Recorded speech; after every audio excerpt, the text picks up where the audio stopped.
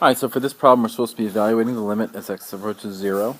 Of course we can't just plug it right in, as would be the preference, because if we do, we'll be dividing by 0. So what we have to do here is we have to factor. So let's just kind of do a greatest common factor situation here.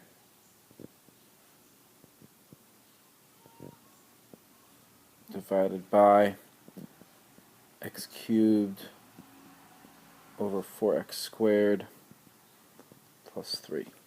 So now that we've done this, I can cancel out these x cubed, and then I'm at a point where I can plug that 0 in. So as x approaches 0, the limit should equal, let's see here, up top that would give me 6, and down below that would give me 3, so that gives me 2. So my answer is D.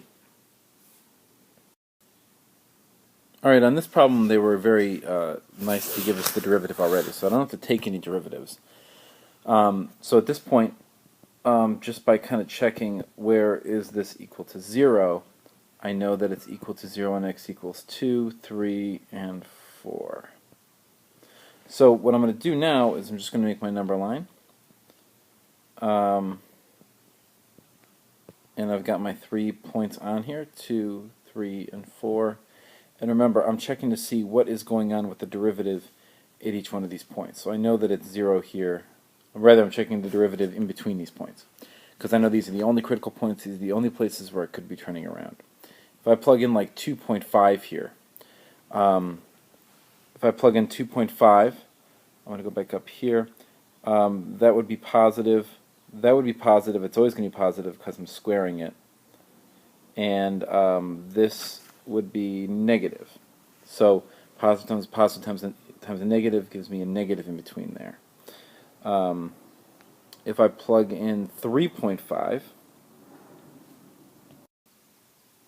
when I plug in 3.5, up here that's a negative. That would be positive here, and still negative here. So that would give me a negative in between here. When I plug in 1 over there, that would give me a negative here, positive here, and a negative here. So that gives me an overall positive value. And then when I plug in 4.5, that gives me positive, positive, and positive. So it would give me a positive here. So when I'm looking what's going on here, relative max at 2, that's correct because I'm going from positive to negative. Relative min at 3, there's nothing going on here at 3, so that is no. And then a relative max at 4, again, that we actually have a min here, so that's also a no. So your answer should be A, 1 only.